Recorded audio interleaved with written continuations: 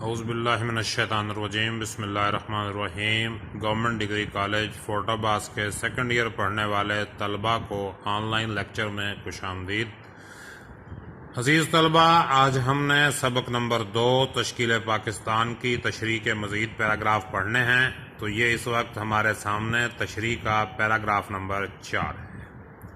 دیکھیے، یہ تشریح کا پیراگراف نمبر 4 نمبر عبارت دیکھیے، یہ آپ کے سامنے ہے، اس کو میں نے ہائی لائٹ کیا ہے۔ سبق دیکھیے، سر سید احمد خان نے قدامت پسند مسلمانوں کو نئے زمانے کی ضروریات سے آگاہ کیا اور ہزار دقتوں سے ان کو اپنے نئے علوم کے حصول اور نئی حکومت سے تعاون پر آمادہ کیا۔ اپنی مذہبی تصانیف اور رسالہ تہذیب الاخلاق کے اجرا سے انہوں نے ثابت کر دکھایا کہ اسلام عقل کے اصولوں پر مبنی ہے۔ ان کی تعلیمی مساعی 1877 میں تکمیل کو پہنچی جب علی گڑھ کالج کا افتتاح ہوا، جو کم از کم 30 برس تک مسلمانان ہند کا واحد قومی مرکز بنا رہا۔ جی، اس کا سیاق و سباق دیکھیے عزیز طلبہ۔ تشریح طلب عبارت سے پہلے مصنف بتاتے ہیں کہ اورنگزیب عالمگیر کی وفات کے بعد مسلمان زوال کا شکار ہو چکے تھے اور انگریزوں کی آمد سے ان کے زوال کی تکمیل ہوئی۔ مسلمانوں کے سیاسی تنزل اور معاشرتی تخریب کے اس نازک وقت میں ایک پرخلوص مصلح سید احمد بریلوی پیدا ہوئے، جنہوں نے 15 سال مسلمانوں کی مذہبی اور معاشرتی خرابیوں کو دور کرنے کی بھرپور کوشش کی۔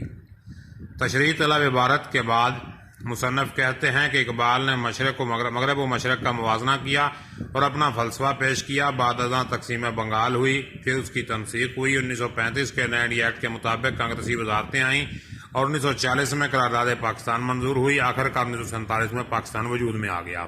تشریح دیکھیں جی، اس کی تشریح طلب عبارت میں مصنف کہتے ہیں کہ سید احمد خان نے بصیرت اور دوراندیشی سے کام لیتے ہوئے مسلمانوں کو نئے زمانے کی ضرورتوں اور تقاضوں سے روشناس کرایا، کیونکہ مسلمان انگریزوں کی حکومت اور علوم سے متنفر ہو گئے تھے۔ اس کی وجہ یہ تھی کہ 1857 میں ہونے والی جنگ آزادی کے بعد انگریزوں کو برصغیر پر غلبہ حاصل ہو گیا، تو انہوں نے مسلمانوں کو حد سے زیادہ ظلم کا نشانہ بنایا۔ چونکہ جب انگریز برصغیر میں آئے تو اس وقت حکمران مسلمان تھے، اس لیے انگریزوں کو ہمیشہ مسلمانوں کی طرف سے مزاحمت کا سامنا کرنا پڑا۔ دوسری وجہ مذہبی تعصب پرستی تھی، جس نے انگریزوں کو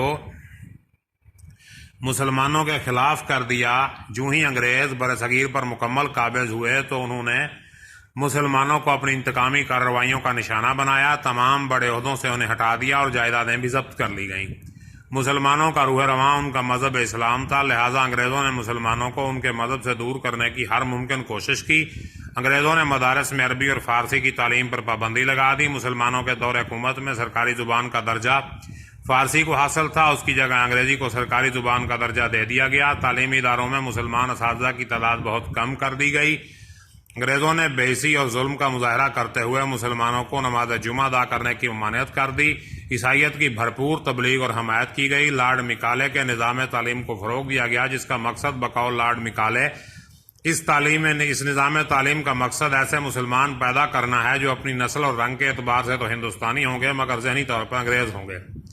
اسی لیے اقبال نے کہا تھا، اور یہ اہل کلیسا کا نظام تعلیم ایک سازش ہے فقط دین و مروت کے خلاف۔ مذکورہ بالا حالات کے پیش نظر مسلمانوں نے بھرپور رد عمل کا اظہار کیا، جس کی وجہ سے مسلمان دیگر اقوام کی بنسبت تعلیمی میدان میں پسماندہ رہ گئے۔ چنانچہ سید احمد خان نے پرانے رسم و رواج کو پسند کرنے والے مسلمانوں کو جدید تعلیم کی اہمیت باور کرائی، اور انہوں نے مسلمانوں کو واشگاف الفاظ میں کہا کہ انگریزی تعلیم کے حصول کے بغیر دیگر اقوام کی برابری اور مقابلہ ناممکن ہے۔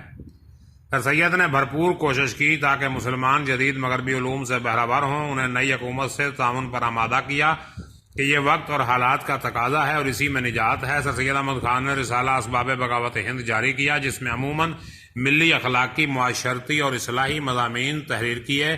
اپنے مضامین کے ذریعے مسلمانوں کے دلوں میں پیدا ہونے والی نفرت کو کم کرنے کی جدوجہد کی۔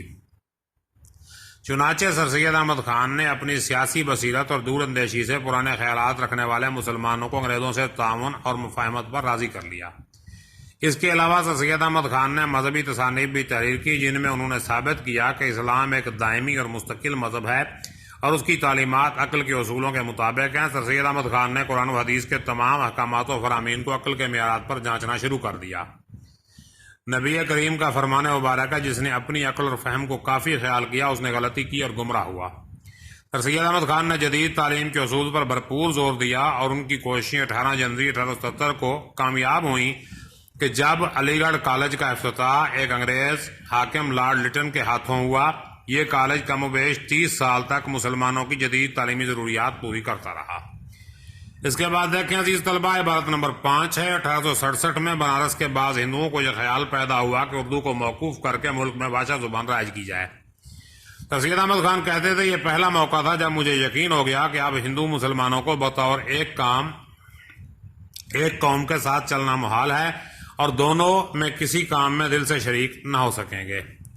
1885 میں انڈین نیشنل کانگریس کی بنیاد پڑی۔ سر سید احمد خان نے مسلمانوں کو اس میں شرکت کرنے سے روکا کیونکہ ان کی دور اندیشی نے دیکھ لیا کہ اس سے مسلمانوں کو بحیثیت قوم نقصان پہنچے گا۔ اپنے ایک اہم بیان میں انہوں نے کہا کہ جمہوری طریقہ ہندوستان کے لیے موزوں نہیں۔ یہ امر قابل غور ہے کہ سر سید کے پیش نظر انگریزوں کی خوشنودی نہ تھی بلکہ اپنی قوم کی ترقی تھی۔ سیاق و سباق اس کا دیکھیں۔ تشریح طلب عبارت سے پہلے مصنف بتاتے ہیں کہ اورنگزیب عالمگیر کی وفات کے بعد مسلمان زوال کا شکار ہو چکے تھے اور انگریزوں کی آمد سے ان کے زوال کی تکمیل ہوئی۔ مسلمانوں کے سیاسی تنزل اور معاشرتی تخریب کے اس نازک وقت میں ایک پرخلوص مصلح سید احمد بریلوی پیدا ہوئے جنہوں نے 15 سال مسلمانوں کی مذہبی و معاشرتی خرابیوں کو دور کرنے کی بھرپور کوشش کی۔ انہوں نے سکھوں کے خلاف جہاد کیا مگر اپنوں کی غداری کی وجہ سے شہید ہوئے۔ تشریح طلب عبارت کے بعد مصنف کہتے ہیں اقبال نے مغرب و مشرق کا موازنہ کیا اور اپنا فلسفہ پیش کیا۔ بعد ازاں تقسیم بنگال تک ہوئی، پھر اس کی تنسیق ہوئی۔ 1935 کے نئے انڈیا کے مطابق کانگریسی وزارتیں 1940 میں قرارداد پاکستان منظور ہوئی۔ آخرکار 1947 میں پاکستان وجود میں آ گیا۔ تشریح کیا ہے؟ تشریح طلب عبارت میں مصنف کہتے ہیں ہندوؤں نے اردو زبان کی بھرپور مخالفت کی اور انہوں نے مطالبہ کیا کہ اس کی جگہ بھاشا زبان کو رائج کیا جائے۔ دراصل برصغیر میں مسلمانوں کو 2 بڑی قوتوں کی مزاحمت کا سامنا کرنا پڑا۔ پہلی قوم انگریز تھی جس نے مسلمانوں سے حکومت چھینی تھی۔ انہوں نے مسلمانوں کو حد سے زیادہ عطاب کا نشانہ بنایا تاکہ یہ دوبارہ حکومت حاصل کرنے کے قابل نہ ہو جائیں۔ دوسری ہندو قوم تھی جس کی بے وفائی نے مسلمانوں کے زخموں پر نمک کا کام کیا۔ ہندو ہمیشہ سے مفاد پرست تھے۔ یہ ہندوؤں کی جبلی مفاد پرستی تھی کہ وہ کٹھن حالات میں مسلمانوں کو چھوڑ گئے۔ ہندوؤں کی شاطرانہ چالوں سے مسلمانوں کو بہت نقصان پہنچا، خاص طور پر 1867 میں تو ہندوؤں کی مکارانہ ذہنیت کھل کر سامنے آ گئی۔ جب بنارس کے ہندوؤں نے اردو کی بھرپور مخالفت کی، اردو زبان کو مٹانے کے درپے ہو گئے، انہوں نے یہ فیصلہ کیا کہ اردو زبان کو ختم کر کے اس کی جگہ بھاشا زبان رائج کر دی جائے۔ زبان کسی بھی قوم کے لیے بہت اہمیت کی حامل ہوتی ہے، خاص طور پر مسلمانوں کے لیے تو اردو زبان کی اہمیت اس حوالے سے بھی ہے کہ ان کا مذہبی سرمایہ اسی زبان میں ہے۔ اسلام اور اردو کا بڑا گہرا تعلق ہے۔ برصغیر میں اولیاء اللہ نے دعوت و تبلیغ کے لیے اردو کو ذریعہ بنایا اور اسلامی علوم کا سرمایہ جتنا اردو زبان میں ہے کسی اور زبان میں نہیں ہے۔ اسی لیے ہندوؤں نے فطری تعصب سے کام لیا کہ نئی مسلمان نسل اپنے مذہب اسلام سے بیگانہ ہو جائے۔ چنانچہ سر سید جیسے صاحب بصیرت اور دور اندیش شخص کے لیے واقعی ناقابل برداشت تھا۔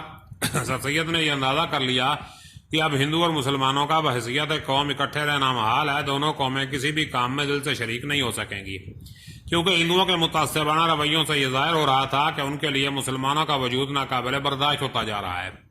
1885 میں انڈین نیشنل کانگریس کی بنیاد رکھی گئی۔ اس کی بنیاد مسٹر ایو ہیوم نامی برطانوی حکومت کے رکن نے رکھی۔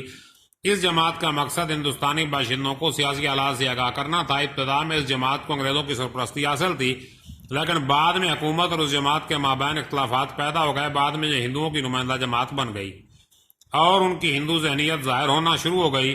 ہندوؤں نے اسلامی دور حکومت کے خلاف زہر اگلنا شروع کر دیا اور اس دور کو ظالمانہ قرار دینے لگے۔ چنانچہ سر سید احمد خان جیسے دور اندیش اور ہمدرد ملت نے بھانپ لیا کہ ان حالات میں مسلمانوں کا کانگریس میں شرکت کرنا مناسب نہیں، کیونکہ ہندوؤں نے تعصب سے کام لینا شروع کر دیا ہے۔ ان کے دلوں میں مسلمانوں کے لیے خلوص کا مادہ نہیں۔ انہوں نے مسلمانوں کو مشورہ دیا کہ وہ اپنی تمام تر توجہ اور صلاحیتیں تعلیم کے اصول میں صرف کریں۔ سر سید احمد خان نے ایک موقع پر واشگاف الفاظ میں کہا ہندوستان میں جمہوری طرز حکومت موضوع نہیں، جمہوریت میں جس کی اکثریت ہوتی ہے اسی کی حکومت بنتی ہے۔ چونکہ مسلمان اقلیت میں تھے اس لیے مسلمانوں کو اس طریقہ انتخاب میں ناکامی ہوگی اور انہیں کوئی مقام بھی حاصل نہیں ہوگا۔ دراصل جمہوریت میں منتخب پارٹی کی رائے معتبر ہوتی ہے، اس لیے علامہ اقبال نے مغربی جمہوریت کو طنز کا نشانہ بنایا تھا کہ جمہوریت ایک طرز حکومت ہے کہ جس میں بندوں کو گنا کرتے ہیں، تولا نہیں کرتے۔ آخر میں مصنف اس بات کی طرح متوجہ کر رہے ہیں کہ ان کی یہ کوششیں انگریزوں کی خوشی اور رضا کے لیے نہ تھیں بلکہ مسلمانوں کی بہتری اور ترقی کے لیے تھی۔ عبارت نمبر 6 کیا ہے جی اس کی؟ سید احمد خان کے بعد ان کے رفقا نے ان کا شاندار کام جاری رکھا۔ محسن الملک، وقار الملک، حالی، نذیر احمد، ذکاء اللہ، شبلی وغیرہ نے تعلیمی، سیاسی اور ادبی خدمات سر انجام دی۔ محسن الملک نے علی گڑھ کالج کو ترقی دی۔ وقار الملک ایک سیاسی جماعت کی تشکیل میں معاون ہوئے۔ حالی کی مسدس نے ہندوستانی مسلمانوں کی زندگی میں انقلاب کی لہر دوڑا دی۔ شبلی نے اسلامی تاریخ کے آئینے میں انہیں اپنی گزشتہ عظمت دکھا کر ان کے دلوں کو گرما دیا۔ امیر علی نے اپنی تصانیف سے مغربی حلقوں میں اسلام کی وقت پیدا کی۔ سیاق و سباق کیا ہے؟ تشریح طلب عبارت سے پہلے مصنف کہتے ہیں اورنگزیب کی وفات کے بعد مسلمان زوال کا شکار ہو چکے تھے اور انگریزوں کی آمد سے ان کے زوال کی تکمیل ہوئی۔ شاہ ولی اللہ اور شاہ اسماعیل نے ان کی مذہبی اصلاح کی۔ غدر کے بعد مسلمانوں پر ظلم کی انتہا کر دی گئی۔ سر سید نے مسلمانوں کو نئے دور کی ضروریات سے آگاہ کیا اور علی گڑھ کالج قائم کر کے باقاعدہ ایک تحریک چلائی۔